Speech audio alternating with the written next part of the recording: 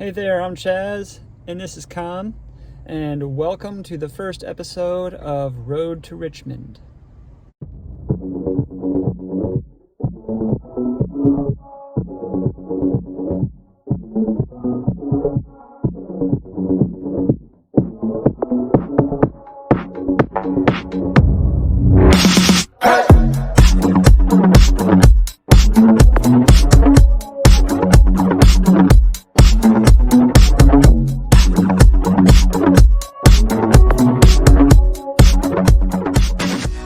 So Con and I are filming from the car right now because we are out running errands with Heidi. And then Con needs to go to the veterinarian because he's got a little sore on his paw, which is so sad.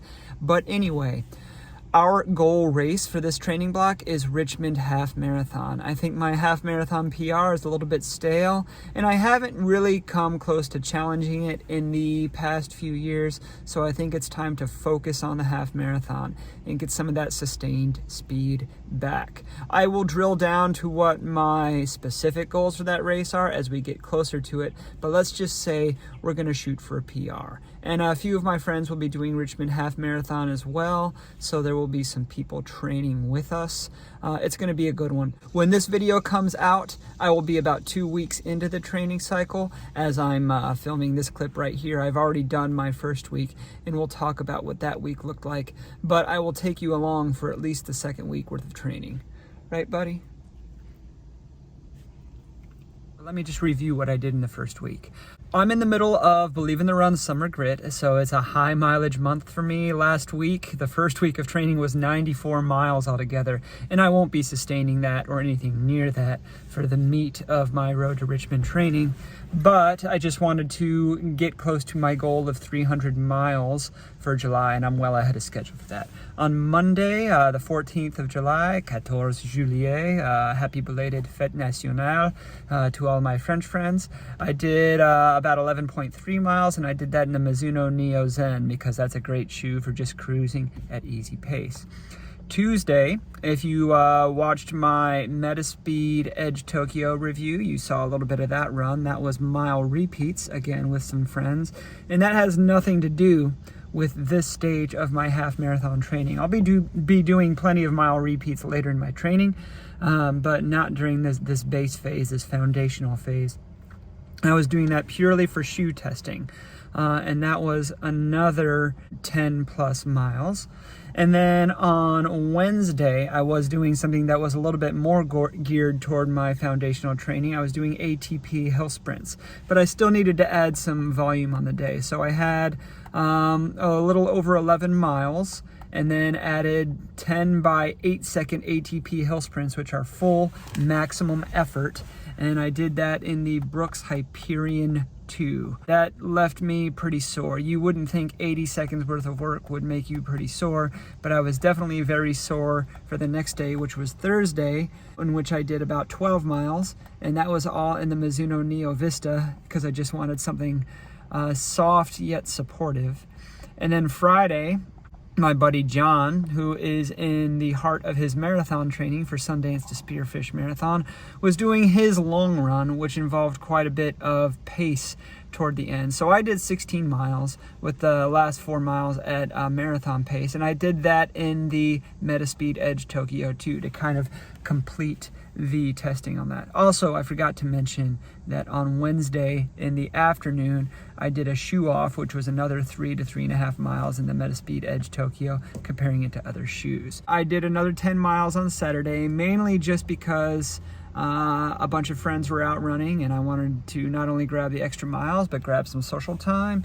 And then I did 19 miles yesterday on Sunday the 20th on a fairly hilly route to close out the 94-mile week. So yeah, that explains why I was a little bit tired for this morning's run. Good morning. It is Monday, July 22nd, and I'm starting the second week of my Road to Richmond training. It is 75 degrees at 5 a.m. in the morning, and the dew point is 72, so it's high humidity. Normally I would just do about 45 or 50 minutes easy on a day like this, sandwiched between long runs and track days, so it's a recovery day. but I'm still in the midst of Summer Grit, the Believe in the Run mileage challenge, so I'm gonna probably do closer to 90 minutes today and just take it as slow as I can. Shoe of choice today is the Brooks Glycerin Max. Whew.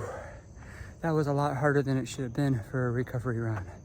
I mean, I say harder, I kept the heart rate down, but I just did not feel good at all this morning. And I think it's just all the mileage from Summer Grit catching up to me. I was gonna do 90 minutes, I cut it at 80. I've been trying to get double digits for miles in each day, but it was 9.3 today. So we'll call it 15K because that sounds better. Legs feel heavy today, heavier than a Pantera playlist. But the Glizzy Max, you know, it's just a good mileage hog. I wouldn't say it's the best recovery shoe because when you're really slogging in the first mile, like I am during July Summer Grit, then they feel like boots, they feel like bricks. But once you get a little bit of momentum going and get to a nice sustainable base pace, even if it's a slow base pace, doesn't take much, then they just roll nice and smoothly, smooth like big buttery biscuits. Big buttery biscuits. Maybe that's my problem. Maybe I'm just hungry. All right, see you tomorrow. Oh, poor Convoy's got to order the cone of shame for a little while. Good morning, it's Tuesday, the 22nd of July, also known as Casual Pie Day for the rest of the world who notates their dates with the day in front of the month. I am doing an easy base day with a superset of strides on the back end. That means 16 to 20 by 100 meter strides at the track, and I'll be wearing the Adidas Adizero Adios 9, which I like to use for a lot of short interval track workouts. And this isn't even really an interval workout as it is more of a neuromuscular workout. In the base phase, or foundational phase as I'm coming to call it, there are a lot of short, high-intensity intervals that are really not meant for metabolic fitness, and they're more meant for neuromuscular adaptation. Short hill sprints, strides, lots of stuff like that. Other than that, it's going to be just a lot of base building.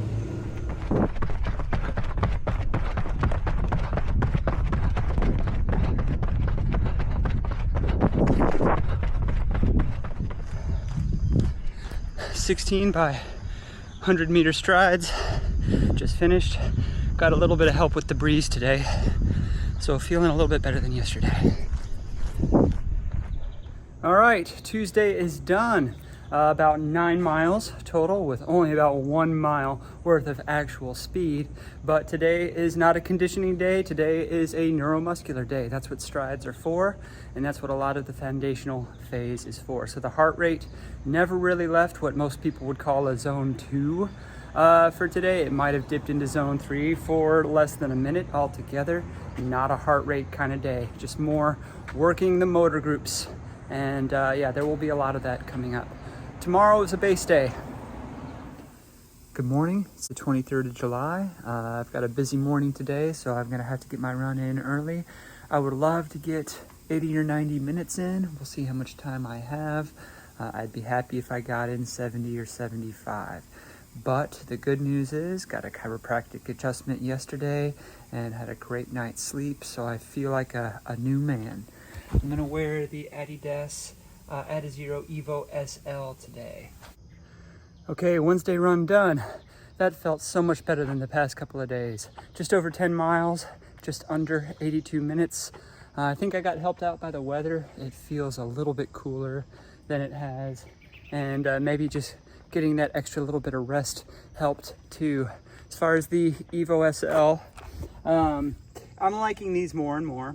I kind of thought they were a little bit underwhelming when I reviewed them. I mean, still above average, just not living up to the hype that they were played up to be. The midsole keeps getting better and better, and that is a feature of Light Strike Pro, the older version of Light Strike Pro. But the upper is still trash. It still doesn't fit well, and there's still some quality control issues between my right and left shoe. They have an 18-gram weight difference in a men's 9.5. So that's 7.7 ounces and 8.3 ounces. That's a bit egregious. Some manufacturing irregularities I understand, but that's a bit much. However, the midsole experience is still enough for me to keep running in them, and I do like this black with the white stripes classic look.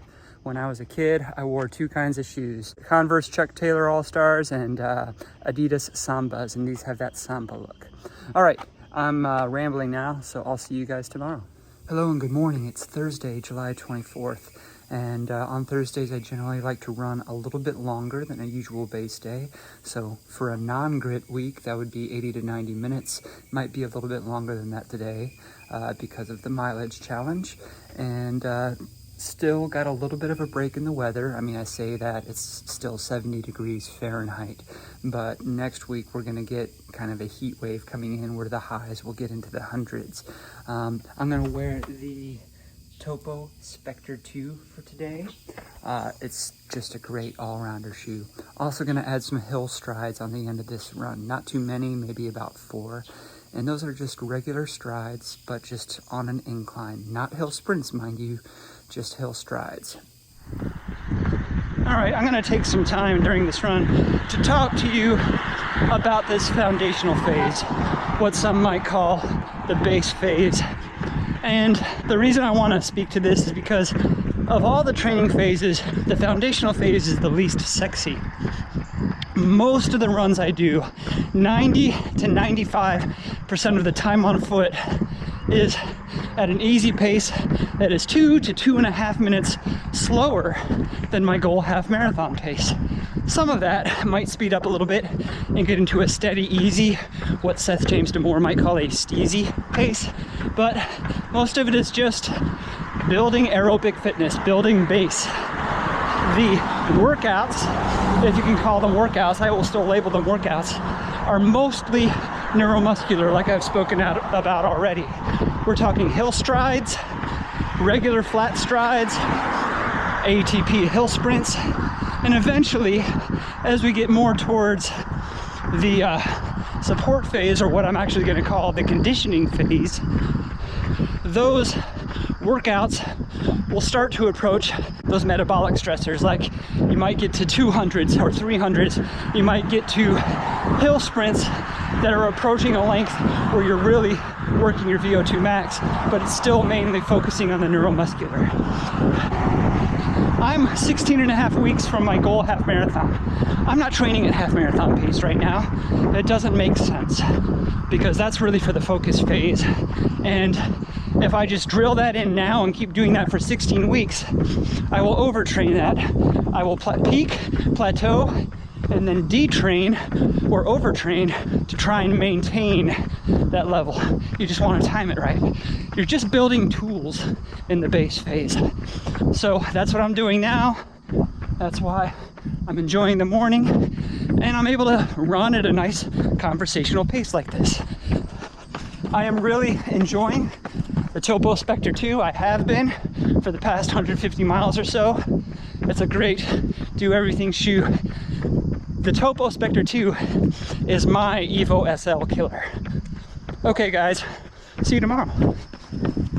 Good morning. It's early on Friday morning, July 25th, and I've got another easy base run today, but I'm gonna switch it up a little bit and do some swells, which means every 5 minutes or so, I'm just gonna kind of gradually accelerate from an easy pace to more of a steezy pace, and then gradually decelerate back down to more of a slow, easy pace and just keep on repeating that. No fitness to be gained from that, just waking up some of the motor groups and breaking up some of the monotony and adding some novelty to the run. I will be running in the Diodora Frequenza 2 today. Okay, so another 10 plus mile run, 10.7 miles, and I just did an easy 30 minutes of swells, followed by an hour on Gray Road with some friends. And Gray Road, if you're not familiar with Davidson, North Carolina, is the hilliest road in town. So kind of got some extra swells by effort, if not by pace. Gray Road is one of the reasons I chose the Frequenza 2 today, because there's plenty of cushion, especially in the rear foot for those downhills. Also, it's a really bouncy cushion. It's Diodora's performance trainer, but I really kind of use it more as a daily trainer with options. Maybe take a rest day tomorrow on Saturday, and then Sunday is the long run. Sunday I should be breaking 300 miles for the month too. See you then. Good morning, it's Sunday, the 27th of July. Yesterday, Saturday, I took a rest day. I usually take one rest day a week, not always during grit, but seeing as I'm gonna hit 300 today, I figured I could afford a rest day yesterday. Plan for the day is long run, 20 miles. There's no reason I need to be doing 20 miles this early in the plan, except for that my buddy John, like I said earlier in this video, is in the heart of his marathon training, and I'm joining him for one of his long runs. I'm gonna wear the Adidas Prime X Strong first version, which is a shoe I took out of retirement. I don't often run in this shoe, but it just won't die, and I wanted something a little bit fun and a little bit padded for my feet today. See you after the run. Okay, so I didn't do a full 20 miles. I did 19 and a half though, but that was plenty. Like I said, there's no reason I should be doing 20 this early on in the plan, just summer grit miles. Very hot. It was like 79 degrees when we started. It's 84 degrees right now, and it's still early in the morning, relatively. I had some strategically placed water and ice stops along the route, which helped. Putting some ice in the hat cools you down, at least while the ice is still there. Yeah, it's been a while since I've run in the Prime X Strong OG, and it's as fun as I remember it being. Not really stable, but you don't really think about that once you get running in it. Okay, so there's no better way to end this week than on a nice little walk with my best friend here. Altogether, about 72 miles for this week, which is far greater than I should do than most of my training cycle for a half marathon. Once summer grit is behind me, I will probably be stepping back to somewhere between 55 and 60 miles per week. I usually go by time on foot, but that's just usually what the mileage ends up being. So hovering, for those of you who use metric, that's hovering right in the 90 to 100 kilometers per week. As we continue through this foundational phase, most of those miles will be easy. Oh, there's one of Convoy's friends. Most of those miles will be easy with some short, fast, high-intensity neuromuscular stuff in there. And then when we move into the conditioning phase, that's when we'll start doing some of that VO2 max work and some of that threshold-specific work. And that will last for about 6 weeks before we get into the focus phase, which is where we're doing our race-specific work. Much of that will be at half marathon pace and adjacent paces before we sharpen down in the last 2 weeks for the training. So that's what to look forward to, and I will keep you updated along the way. I'll probably do a training week video like this every couple of weeks or so, and mix in some shoe reviews and race recaps along the way. Next week I'll be coming at you from the Pacific Northwest. I'll be in the Seattle area visiting my sister, and I'll probably do a park run while I'm there. So I will see you then, and thanks for tuning in. Don't forget to like, subscribe, ding the bell for notifications, and comment with any questions or just conversation. See you on the next run.